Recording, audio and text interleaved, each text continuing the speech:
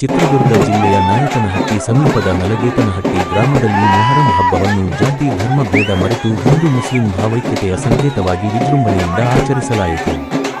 ಈ ಸಂದರ್ಭದಲ್ಲಿ ಮಾತನಾಡಿದ ನಿವೃತ್ತ ತಹಶೀಲ್ದಾರ್ ಎನ್. ರಘುಮೂರ್ತಿ, ಮೊಹರಂ ಹಬ್ಬವು ಕೇವಲ ಒಂದು ಸಮುದಾಯದ ಹಬ್ಬವಲ್ಲ, ಇದು ಗ್ರಾಮದಲ್ಲಿ ಎಲ್ಲರೂ ಒಗ್ಗಟ್ಟಿನಿಂದ ಆಚರಿಸುವ ಸೌಹಾರ್ದದ ಹಬ್ಬವಾಗಿದೆ. ಜಾತಿ ಧರ್ಮಗಳ ಭೇದಗಳನ್ನು ಮೀರಿ ಪರಸ್ಪರ ಸಹೋದರತ್ವ ಹಾಗೂ ಏಕತೆಯ ಸಂದೇಶವನ್ನು ಸಾರುವ ಹಬ್ಬವಾಗಿ ಮೊಹರಂ ಆಚರಿಸಲಾಗುತ್ತಿದೆ ಎಂದು ತಿಳಿಸಿದರು. ಹಬ್ಬದ ಅಂಗವಾಗಿ ಧಾರ್ಮಿಕ ವಿಧಿವಿಧಾನಗಳು, ಪ್ರಾರ್ಥನೆಗಳು ಹಾಗೂ ವಿವಿಧ ಸಂಪ್ರದಾಯಗಳು ಭಕ್ತಿಭಾವದಿಂದ ನೆರವೇರಿದವು. ಗ್ರಾಮಸ್ಥರು ಹೆಚ್ಚಿನ ಸಂಖ್ಯೆಯಲ್ಲಿ ಭಾಗವಹಿಸಿ ಹಬ್ಬದ ಸಂಭ್ರಮವನ್ನು ಮತ್ತಷ್ಟು ಹೆಚ್ಚಿಸಿದರು.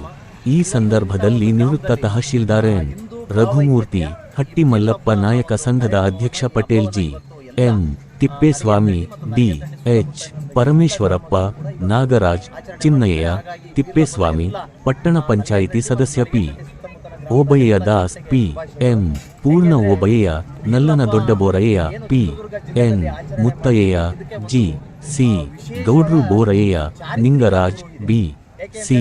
ಕೇಶವಮೂರ್ತಿ, ಪೂಜಾರಿಗಳಾದ ಶರಣಪ್ಪ, ದಾದಾಪೀರ್, ಟಿಪ್ಪುಸಾಬ್, ಕಾಳೆ ಕ್ಯಾಸಯ್ಯ, ಎಂ. ಬಿ. ಸಣ್ಣ ಬೋರಯ್ಯ ಸೇರಿದಂತೆ ಸಮಸ್ತ ಗ್ರಾಮಸ್ಥರು ಉಪಸ್ಥಿತರಿದ್ದರು. ಅದರ ಹಿನ್ನೆಲೆಯಲ್ಲಿ ಮುಸ್ಲಿಂ ಜನಾಂಗ ಎಲ್ಲ ಸೇರಿಕೊಂಡು ಮೊಹರಂ ಮಾಡ್ತಾರೆ.